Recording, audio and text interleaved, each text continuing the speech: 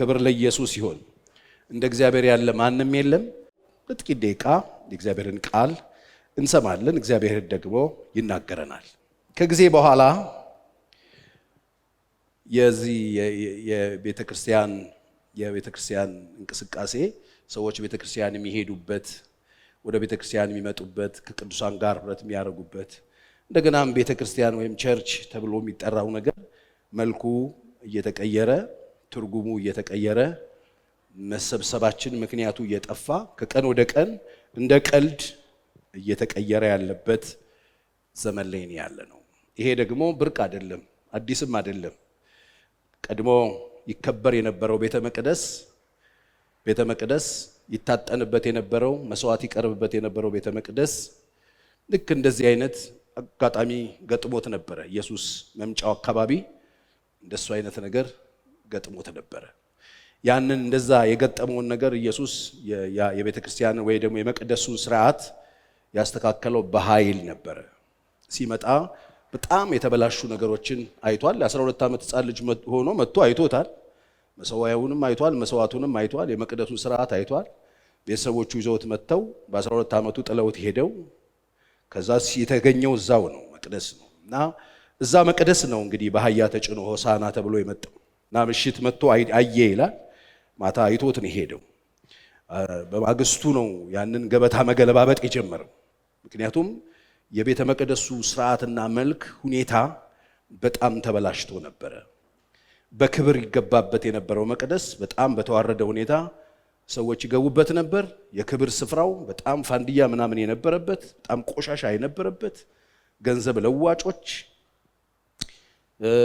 ዘርዛሪዎች፣ ገንዘብ የሚለውጡ ሰዎች፣ እርግብ የሚሸጡ ሰዎች፣ መስዋዕቱ ሰው ከቤት ይዞት የሚመጣውን ነገር አገልግሎቱን አሳንሰውለት፣ አጥርተው ማለት አሳንሰው የሰውን ድካም ለመቀነስ ነው የሚሉት። ሐሳቡ የሰው አእምሮ ያመጣው ሐሳብ ነው። ሰው ይዞት የሚመጣውን መስዋዕት አትድከሙኛ እናዘጋጃለን፣ ቤተክርስቲያናችን በዚህ ሙያ የሰለጠኑ በርካታ ሰዎች አሉን ተብሎ መቅደስ ውስጥ ጥጃም በሬም ምናምን የሚሸጡ ሰዎች ነበሩ፣ እርግብ የሚሸጡ ሰዎች ነበሩ። ቤተ መቅደስ ውስጥ ፋንድያ ነበረ፣ የሚሸጡ በሬዎች ስለነበሩ፣ እንደገናም እርግብ ሻጮች ነበሩ፣ እንደገና ገንዘብ የሚዘረዝሩም ሰዎች ነበሩ። ብቻ ገበያ ነገር ሆኗል። እና ሰዎች የሚመጡበትን ምክንያት እየዘነጉት ተበለሻሽቶ ነበር። እና ኢየሱስ አየውና እንዴት የአባቴን ቤት የወንበዴዎች ዋሻ ታረጉታላችሁ ብሎ ገለባበጠው። በጣም ግልብጥብጡን አወጣው። የአባቴ ቤት እንዲህ አልነበረም ክብሩ አለ። መሰብሰብ እንደዚህ አይደለም ወጉ አለ። ያው እሱ የመጣው ያንን የነበረውን የመስዋዕት ስርዓት ምናምን ሊገለባብጠው እንደሆነ ይታወቃል።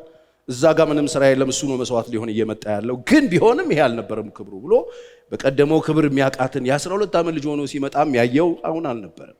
ተበላሽቶ ነው የጠበቀው። እና እንደ ቀልድ ነው የሚበላሸው ልላችሁ። ወደ ቤተ ክርስቲያን የምንመጣበት ምክንያት እንደ ቀልድ ነው የሚበላሸው። ከምንሰማው ይበላሻል፣ ከምናየው ይበላሻል፣ በየጊዜው ከምንለማመደው ነገር ይበላሽና ያ የተበላሸው ትክክል ይሆንብናል። ብዙ ጊዜ እንደሱ ነው የሚሆነው።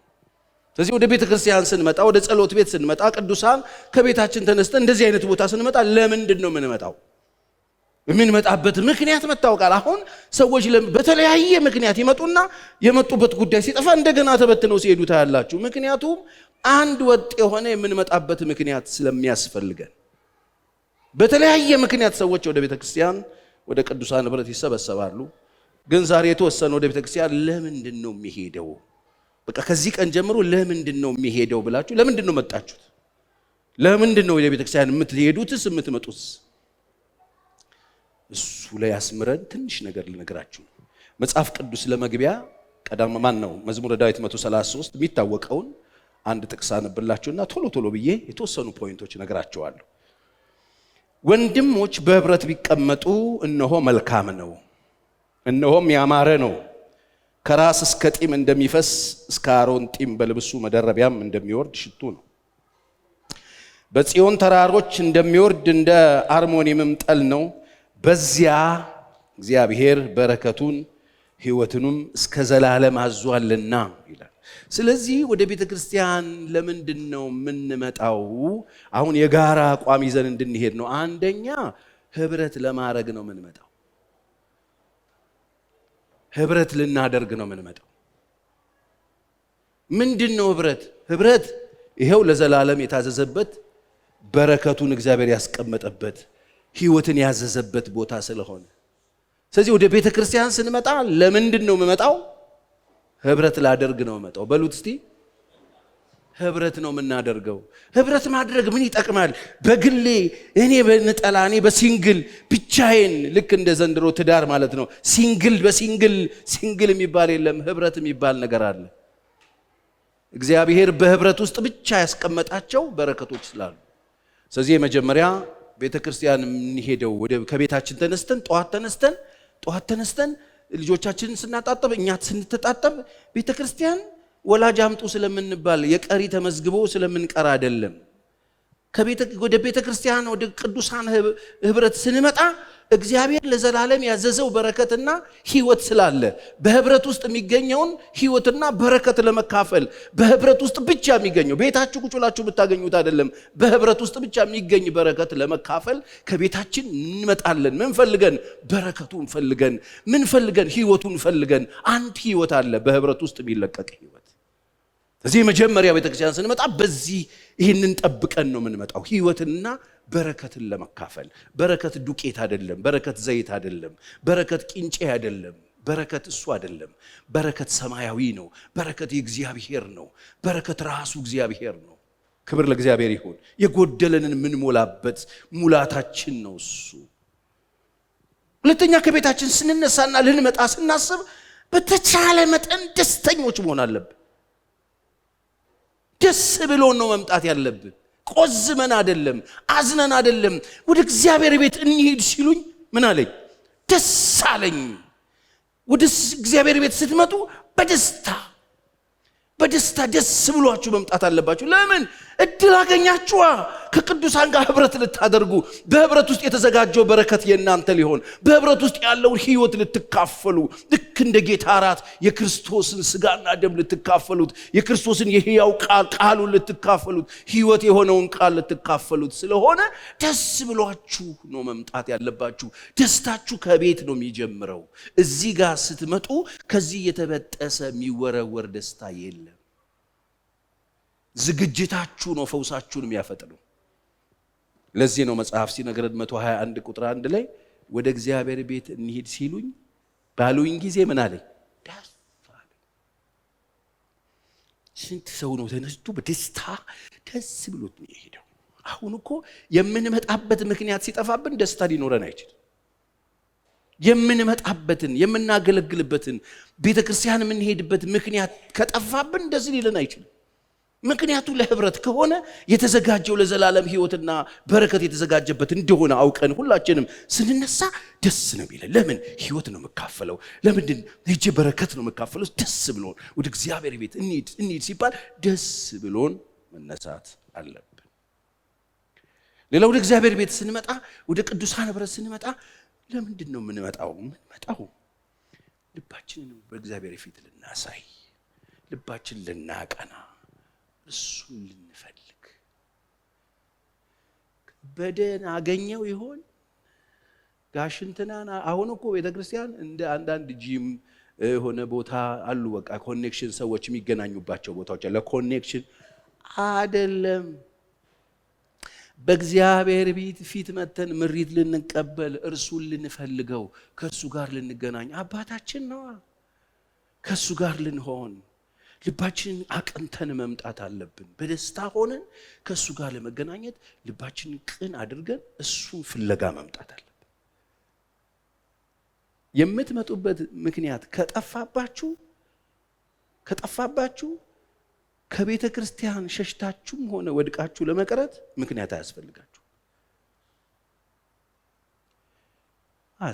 እኔ አንዳንድ ሰው ለምን ቀረ ስትለው እንትና ገላምጦኝ፣ ባለፈው እንትና ኮስተር ብሎ አፍጥጦብኝ ምን ይላል? በመጀመሪያ ለምን ነበር የመጣው? የእንትናን አይን ፍለጋ አልመጣሁም እኔ። እንደሱማ ቢሆን መጀመሪያ ፈርጣጭና ጠፊ ነው የነበርኩ። እንዴ ቤተክርስቲያን ውስጥ ያየሁት ፊትን እኔ ዓለም ላይ ያላየሁት፣ ቤተክርስቲያን ውስጥ የገጠመኝ ገፊ ፊትን እኔ ዓለም ላይ ያላየሁት። ገፊ ፊት፣ የሚገፋ ፊት፣ የሚረግጥ ፊት፣ ባይተዋር የሚያደርግ ፊት ይሄ ብቻ አይደለም ማአት ነገር እኔ ገጥሞኛል። ህብረት እንዳላረግ ቸርች እንዳልመጣ የገጠመኝን ነገር ልቁጠር ብል አልቆምም ነበር። ግን የመጣሁበትን ምክንያት አውቀዋለሁ። የመጣሁት እኔ ጌታን ፈልጌ እሱን ፈልገን ልባችንን በእግዚአብሔር ፊት ቀና ለማድረግ እሺ ለማለት የእግዚአብሔር እንዲሁ ልባችን እንደሰ መጽሐፍ ቅዱስ ልጄ ሆይ ምንህን ስጠኝ ያለ በቃ ልብን ስጠኝ። ልቤን ለዓለም፣ ልቤን ለቦይፍሬንድ ለገርል ፍሬንድ፣ ልቤን ለሆነ ኮልኮሌ፣ ልቤን ለዓለም ለሚያልፈው አልሰጥም። ልቤን ለእግዚአብሔር ሰጠዋለሁ። ምክንያቱም የህይወት መውጫ በዚያ ነው። ልቤን ጠብቄ ልቤ የሚገባው አምላኬ ነው። የልቤ አምላክ ነው እሱ። ስለዚህ ለሱ ሰጠዋለሁ። እሱ ይመርምረኝ፣ እሱ ይፈትሸኝ፣ እሱ ፊት በልቤ ላይ ማሰራት እፈልጋለሁ ብለን ነው የምንመጣው። ደስ ብሎ እግዚአብሔር ጋር ስንመጣ ልብ ይዘን እንመጣለን። ልብ ይዘን እንመጣለን። ለምን ወደ እግዚአብሔር ቤት እንመጣለን? ለዚህ እንመጣለን። መዝሙር 63:1 እንደዚህ ይለኛል፣ አምላኬ አምላኬ ወደ አንተ ገሰግሳለሁ አለ። ለምን እገሰግሳለሁ ወደ አንተ? ነፍሴ አንተ ተጠማች አለ። አየህ ዳዊት ተጠምቷል። ነፍሴ አንተ ተጠማች፣ ስጋዬ አንተን እንዴት ናፈቀች። ነፍሴ አንተን ተጠምታለች፣ ስጋዬ ደግሞ ናፍቆሃል። ባንተ መነካት መዳሰስ፣ ብዙ የዳሰሱኝ ነገሮች፣ ብዙ የነኩኝ ነገሮች አሉ። አሁን ደግሞ አንተ እንድትዳስሰኝ እፈልጋለሁ። ነፍሴ ደግሞ ረሃቧ፣ የነፍሴ ደግሞ ጥማት አንተነ። ስጋዬ አንተን ናፍቆሃል፣ እንጨትና ውሃ በሌለበት ምድረ በዳ ነፍሴ አንተን ናፍቆ። አምላክህ ወዴት ነው ባሉኝ ጊዜ እምባዬ በቀንና በሌሊት ምግብ ሆነኝ ይላል። ወገኖቼ ቤተክርስቲያን ቀድሞ የነበረችው ቤተክርስቲያን ታለቅስ ነበር። ከሰማችሁ አዎ ታለቅስ ነበር። የምታለቅሰው ግን የቀደመችው ቤተክርስቲያን ያልዘራችበት ነገር አካውንታ ውስጥ እንዲገባ አልነበረም። የቀደመችው ቤተክርስቲያን አልቃሻ ናት። እውነት ነው። የሚያለቅሱት ሰዎች የሚያለቅሱት ኢየሱስን ፈልገውት ነበረ፣ ናፍቀውት ነበረ። አሁን ትውልዱ ቤተክርስቲያን መጥቶ የሚያስለቅሰው ምንድነው? ምንድነው የናፈቀው? ምንድነው ያዝረከረከው? እሱ መፈታተሽ ይጠይቃል። ልባችን ለሱ ለማቅናት፣ እሱን ለመጠማት፣ እሱን ለመጠጣት፣ እሱን ለመርካት፣ የርካታችን ምንጭ እሱን ለመናፈቅ በጋራ ሆነን ማራናታ ልንለው የሚመጣ መድኃኒታችንን የሚመጣው ተስፋችንን በጋራ እንናፍቀው ዘንድ ነው የምንሰበሰበው። ወደ ቤተ ክርስቲያን ለምን እንሄዳለን? ወደ ቅዱሳን ህብረት ለምን እንሄዳለን? ናፍቆት ነው። ናፍቆታችንን በጋራ አትመጣም ወይ? ጊዜው አልደረሰም ወይ? መቼ ነው የምትመጣው ለማለት በጋራ አንዴና ለዘላለም ወደምንገላገልበት ወደ ክብሩ ለመሄድ ነፍሳችን እሱን ተጠምታ ለመቆም ነው። በጋራ ለመሰብሰብ ስሙን ለመጥራት ነው የምንሰበሰበው። ወደ ቤተ ክርስቲያን ስትመጡ እዚህ እሱን ፈልገን እንምጣ። በቃ እነዚህ ነገሮች በጣም ወሳኝ። ከሰፈር ስንነሳ ለህብረት ህይወት ለመካፈል፣ ከሰፈር ስንነሳ ከእርሱ ጋራ በደስታ ለመሆን፣ ደስ ብሎን አንተ ጋር በመምጣቴ ደስ ብሎኛል፣ ስምህን ለመጥራት በመታደሌ ደስ ብሎኛል፣ አንተ ጋር መጣው ልቤን ይዤ ነው፣ ናፍቀኝ ነው፣ ፈልግሃለሁ ብለን እነዚህን ይዘን ስንመጣ ደግሞ ወደ ቅዱሳን ህብረት ወደ ቤተ ክርስቲያን ደግሞ ስንመጣ በእጃችን ደግሞ የምንሰጠውንም ነገር ይዘን መምጣት ጥሩ ነው። መጽሐፍ ቅዱሳዊ ቤተ ክርስቲያን ደግሞ ሰርቫይቭ ማድረግ አለባት። እዚህ የእግዚአብሔርን ስራ የምንሰራበት ቦታ ደግሞ ሰርቫይቭ። እኔ ብዙ ጊዜ ነገራች ለብቻው ተገንጥሎ ሲወጣ ነው የምጠላው። እኔ ለብቻው ተገንጥሎ እነዚህ የሌሉበት ጌታን መናፈቅ የሌለበት ምድር የሚሸት ህብረት የሌለበት ህይወት የሌለበት የእግዚአብሔር ቃል የሌለበት ነፍስን የሚያረካ ወደ ነፍስ የሚገባ ምንም ነገር በሌለበት ቦታ ላይ መኒ በጣም ደስ አይል። ለዚህ ነው ጳውሎስ ለአንደኛ ቆሮንቶስ ምዕራፍ 16 ላይ ስለ ገንዘብ ማዋጣት ከዚህ በፊት ለአብያተ ክርስቲያናት እንደደነገግኩት ምናምን ብሎ ይናገራል። ሰው ሁሉ በሳምንቱ እንደቀናው መጠን በቤቱ ያስቀምጥ።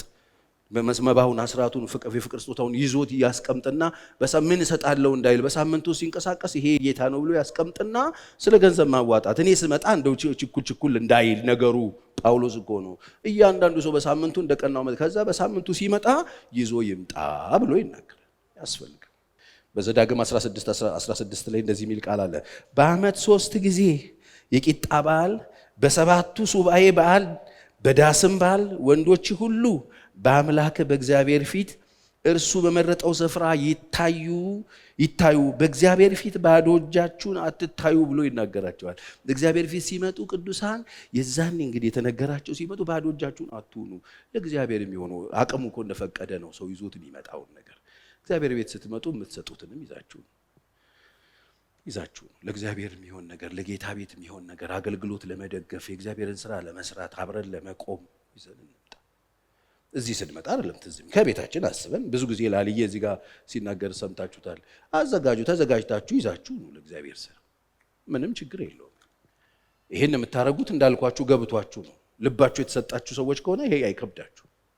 ብዙ ጊዜ ነግሬያቸዋለሁ። በእኛ ቤተክርስቲያን ገንዘብ 4ኛ ደረጃ ነው የተቀመጠው። አንደኛ ልባችሁ ካልተሰጠ ገንዘባችሁን አይጠቅም። ሁለተኛ ሰውነታችሁ፣ ስጋችሁ፣ እናንተ ትፈልጋላችሁ፣ መንያችሁ አይደለም። ሶስተኛ ጊዜያችሁ፣ አራተኛ ነው ገንዘባችሁ። ይዛችሁ ምን ችግር አለ?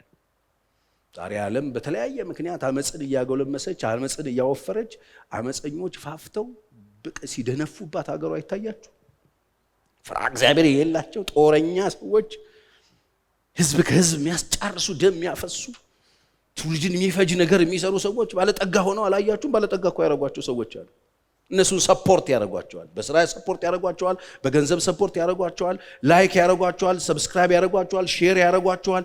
ለነሱ ገንዘብ ሊያገኙ የሚችሉባቸውን እድሎች ሁሉ ይፈጥሩላቸዋል። እነማን ናቸው ስትሉ ግን ምንም የለም። ሰውን ከእግዚአብሔር ጋር ሳይሆን ሰውን ከዲመን ከሰይጣን ጋር የሚያገናኙ ሰዎች ፋፍተውበታል አገሩ ላይ። ወደ ቤተክርስቲያን ስትመጡ ይሄን አድርጉ። ይሄ የሚደረገው በፍጹም ልግስና ነው፣ በፍጹም ፍቅርና ትህትና ነው። ይሄ ፍጹም ልግስና ከሌለው፣ ውስጣችሁ ደስታ ከሌለው እንዳታረጉ፣ እንዲህ ብላችሁ እንዳታረጉ። በቃ ትከስሩበታላችሁ፣ አይጠቅማችሁ። በፍጹም ልግስና በደስታ ሐሴት አድርገን ደስ ብሎን ይዘን ብንመጣ ጥሩ። ወደ ቤተ ክርስቲያን ስንሄድ ሌላስ ፓስተር ቸሬ በጊዜ ነው፣ ሰዓት ጠብቁና ነው። የገና ስጦታዬን ነው እያወራሁ ያለሁት። በጊዜያችሁ አትቀልዱ። እዚህ ጋር የሚቀልድ ሰው የለም። ትልልቅ ሰዎች ነን፣ ኃላፊነት ያለብን ሰዎች ነን፣ ቤተሰብን መራ ሰዎች ነን። ሰዓት የሚባል ነገር አለ፣ ጊዜ የሚባል ነገር አለ። እኔ እዚህ ጋር ይዤ የቆምኩት በጣም ውድ ነገር ነው። ማንም ሰው ሊከፍለኝ አይችልም። ይሄን ጊዜን በምንም መቀየር አንችልም። በዓለም ላይ ውዱ ነገር ብር አይደለም፣ ወርቅ አይደለም፣ ቁሳቁስ አይደለም፣ ፍራንክ አይደለም፣ ጊዜ። ስለዚህ ይሄን ውድ ጊዜ አታዘረክርኩት። ሰዓታችሁን በስነ ስርዓት ያዙ። የምትነሱበትን ሰዓት አስታውሱ። በስነ ስርዓት ዋጋ ከፈሉና በሰዓት ተገኙ። በእግዚአብሔር ፊት በጊዜ ተገኙ። ሰዓት ጠብቁና ኑ፣ አስተውሉና ኑ። ዝርክርክ አትበሉ፣ እንደ ልቡ አትሁኑ። ጊዜ የሚባለው ወገኖቼ እንደው 15 እና 20 ደቂቃ እኮ በእድሜ ላይ መጨመር እኮ በጣም ብዙ ገንዘብ ነው የሚያስከፍለው። እንደዛም ሆኖ ያንን ማግኘት ተመልሶ አይቻልም። እመኑኝ፣ እኔ እዚህ ጋር ቆሜ ስናገር፣ ሳስተምር፣ ስሰብክ በጣም ውድ ነገር ይዘው ወንበር ላይ የተቀመጡ ሰዎችን እያሰብኩ ነው። ውድ ነገር ይዘው መጥተው ርካሽ ይዘው እንዳይሄዱ ሰራለሁ። በውድ ነገራችሁ ከውዱ ነገር የተሻለ ነገር ገዝታችሁ መሄድ አለባችሁ። ጊዜያችሁን ሰውታችሁ መጣችኋል፣ ነድታችሁ መጣችኋል፣ ትራንስፖርት ተጋፍታችሁ መጣችኋል፣ ብዙ ዋጋ ከፍላችሁ መጣችኋል፣ ብዙ ጉዳዮች ጥላችሁ መጣችኋል፣ ውድ ጊዜያችሁን ይዛችሁ መጣችኋል። ይሄንን ውድ ነገራችሁን ከፍላችሁ ከሱ የተሻለ ልትገዙት የሚገባ ህይወት ያስፈልጋችኋል። ለዚህ ነው ዘላለምን የምናወራው፣ ለዚህ ነው ሰማይን የምናወራው። የእናንተን ጊዜ የሚመጥን ምድር የለም። የእናንተን ጊዜ ይዛችሁት የመጣችሁትን መስዋዕት ያረጋችሁትን የሚመጥን አፈር የለም፣ መሬት የለም። ሰማይ ነው የሚሻላችሁ፣ ጌታ ነው የሚሻላችሁ። ዛትስ ዋይ ስንዘጋ እንግዳ ነኝ ብለን ዘግተን እንሄዳለን። ከሰማይ ጋር ተገናኝተን እንለቃለን። ጊዜያችሁን የሚመጥን ሌላ ነገር የለን። ህይወት ነው የሚመጥናችሁ። አሜን።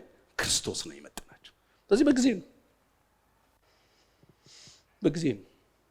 የት? ጸሎት ቤት ስትመጡ፣ ሌላስ ስትመጡ እዚህ ጋር የሚነገረውን ነገር በምንድን ነው የምትይዙት? በምንድን ነው ይዛችሁት የምትሄዱት? ነው ወይስ በጣም እንደዚህ በጣም የተለየ አይኪው ምናምን ያላችሁ ጠቢባን ናችሁ እናንተ? በጣም የምትችሉ ናችሁ ማለት ነው። በምንድን ነው ይዛችሁት ብትሄዱት? አይበታችሁ የታለ? የታለ ከረጢታችሁ? የታለ መጽሐፍ ቅዱሳችሁ? በል ማንም እኔ እጃ ሰጥቼ አላሸማቅቃችሁ። የታለ ምልክታችሁ? የታለ ማስታወሻችሁ? የታለ ሳውራ የምትጽፉት? ስትመጡ እንደሱ እኔ ማቀው እንደሱ ነው። ይሄው ወንድሜ ምስክር አለ። በቃ ጆቫ ነው እንዲህ ልጅ ይባል ነበር ድሮ በሰፈራችን። እኔ የምታወቀው በሱ አለኝ። ቀይ እስክሪብቶ አለኝ፣ ጥቁር እስክሪብቶ አለኝ፣ አረንጓዴ እስክሪብቶ አለኝ፣ ቦርሳ አለኝ፣ አጀንዳ አለኝ፣ መጽሐፍ ቅዱስ አለኝ። ፔሬድ ቤተክርስቲያን የትም ስሄድ የሚሄደው እሱ። ማንም ሲቆም ሰውየውን ስሙን፣ ቀኑን ጽፍና ርዕሱን ጽፍና የተናገረውን ጽፈዋለሁ አለኝ። እኔ ማት ኩርቱ ፌስታል ደብተር አለ ጽፋለሁ። ጥሞና ሲኖር ቁጭ ስል ሌላ ነገር ለሱ ምዝዝ አድርጌ አውጥቼ የዛሬ 16 ዓመት ምንድን ነበር ጌታ ያለኝ እንትን ቸርች አስታውሰዋለሁ ጥቅሱን። ወደ ቤተክርስቲያን መምጣታችሁ በምንድን ነው የሚታወቀው? ከጉሊት መልስ አታርጉት። የቸርችን ጉዳይ እንዳልኳችሁ ነው። ኢየሱስ መጥቶ የገለባበጣት መቅደስ ችግሩ ቀስ በቀስ ገብቶ ነው ጸንቶባት በሽታው ግንፍል ብላ የጠበቀችው ነፍራ በፋንድያ በቆሻሻ ተሞልታ። ዛሬ ቤተክርስቲያን ይሁን የትን ሰው ውሃ ገቢ ነው ይመስለው ባዶ እጁን ይገለበጣ እና ማስቲካውን ማፊ ውስጥ ነው የነፋ ነው ቁጭ ብለው። እኔ ምቀኛ አይደለሁ ማስቲካ መብላታችሁ እኔን ብዙ አይረብሸኝም፣ ግን አይመጣም። የት ቢሮ ነው ማስቲካ ያበላችሁ? ጠቅላይ ይቅርታ አድርጉልኝ ክቡር ሚኒስትር እያርጋችሁ ታወራላችሁ ወይ? መጀመሪያ የት ነው የምትሄዱት? ሁለተኛ የምትመጡበት ቦታ የምትገናኙትን የምትሰሙት ማን ነው? ስለዚህ እሱ እኛ ራሳችን የጣልነውን ነገር ሰይጣን ያስጣለን ማለት የለብንም። እኛው ራሳችን ከቀን ወደ ቀን እያደግን መጽሐፍ ቅዱስ ጣልን። ሰዎች ጴንጤ እንዳይሉን መጽሐፍ ቅዱስ አንይዝም። በተለይ ይሄንን ሃርድ ኮፒ አንይዝም። አንዳንድ ሰው እንደውም የለውም ይሄ የለውም እንደዚህ ገልጦ አያነብ። እድሜ ለቲክቶክ በቃ በልቶታል ማለት።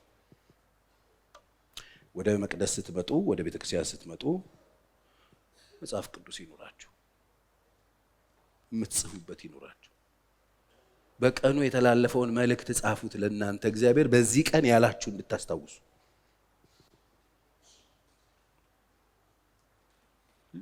እንዴት ነው የሚሄደው? ለምንድን ነው የሚሄደው ካላችሁ፣ ለዚህ ነው የምንሄደው። ለመስማት ነው የምንሄደው። ለመቀበል ነው የምንሄደው። መቀበያችን ያስፈልጋል።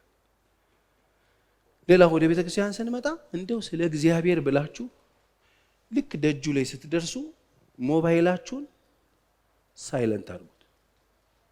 ከቻላችሁ አጥፉት። ምን ችግር አለ? እንዴት ቸርች ቁጭ ብለህ እኔንም ደንበኛህንም ትሰማለህ? እንዴት እግዚአብሔርንም ደላላውንም እንዴት ይሆናል? አይሆንም ብያለሁ እያልን እንዴት እግዚአብሔርና ደላላን አንድ ላይ ደርድረን እንሰማለን? ደላላ እንደሆነ ይደውላል። ይሄውን በየሰፈሩ ያሉ ቤት ግዙ የሚሉ ይደውላሉ። ምንም ምረት አያውቁም። ይደውሉባቸው አክሲዮን ምናምን አይደውልም? ይደውላል። ጉዳይ ልክ ቀጥረናቸው ነው የሚመስሉ ለይት ሄሉ ቀን አይሉ። ቸርች ስትመጡ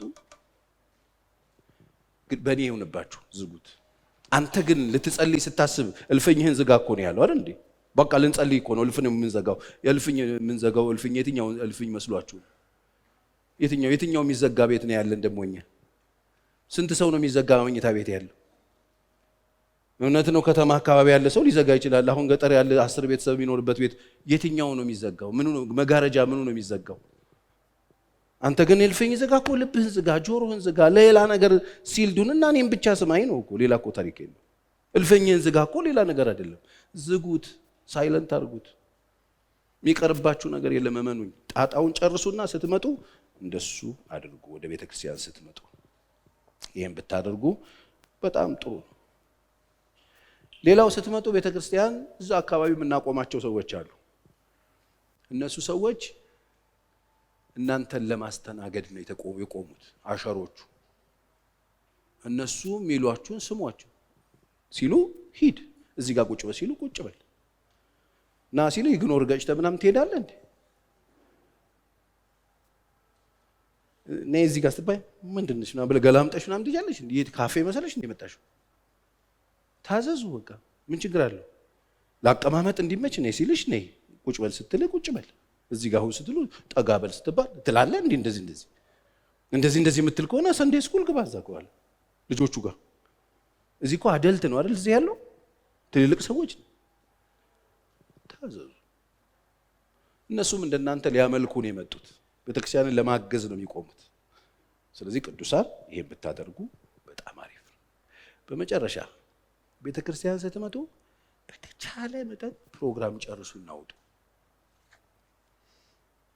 አለበለዚያ የተጎረደ ነገር ሰምታችሁ ትሄዱና ህይወታችሁን ጎራዳ ነው የሚሆነው። ጨርሱ ፕሮግራም ጨርሱ። ስትጨርሱ ፕሮግራም በጣም ሸላይ ነው የሚሆነው። በቃ ደስ ይላል፣ እግዚአብሔር ይመስገን። አንድ ቀን ለጌታ ብንሰጥ ምን ችግር አለው? እንደው በስነ ስርዓት ካልኩሌት እናርግ ብንል እንኳን እንደ አስራት እናስበው እናስላው ከተባለ ታውቃላችሁ በቀን ውስጥ 2 ሰዓት ከ40 ደቂቃ የጌታ እንደሆነ። አስራት የጊዜ አስራት እናውጣ ብንል በአንድ ቀን 2 ሰዓት ከ40 ደቂቃ አለብን። እሺ በሳምንታት ሊስት እናውጣ። ይሄ ሁሉ ደቂቃም እዚያ አትቆዩም እኮ። ግን ምን አለበት ጊዜ ጀምራችሁ ብትጨርሱ ምን ችግር አለ? በመሃል ሹልክ ብላችሁ የምትወጡት ምንድነው? አንደኛ መንፈስ ታጠፋላችሁ። ምን ሆኖ ነው የሰውዬ ተቀየመ እንዴ? ደበረው እንዴ? ማን ተናገሮት ይሆን? ምንድነው የሚያሯሩጠው? እንደዚህ ጠርቶት ይሆን እንዴ? እንደ ይሁዳ ድንገት ተነስቶ ወጣ አይደል የሚለው? ገብቶበት ይዞት ወጥቶ ይሆን እንዴ ሊሰቅለው? እዚህ ጋር ስትቆም እኮ የምታስበው ነው ነገር ሰይጣን ሐሳብ አገባበት አይደል የሚለው? ድንገት አይደል ተነስቶ ሄዶ ስንት ሰጡኛላችሁ ያለው የክብሩን ጌታ ሊሸጥ ገብቶበት ይሆን እንዴ ብዬ እኮ አስባለሁ። ጨርሱና አውጡ።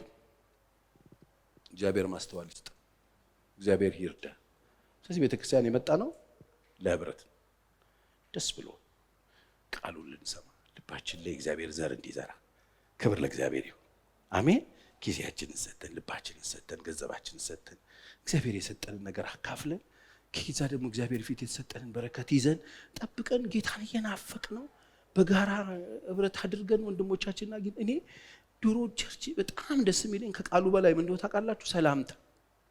ወይኔ ሰላምታ እንዲህ ደስ እንደሚል ሰላምታ።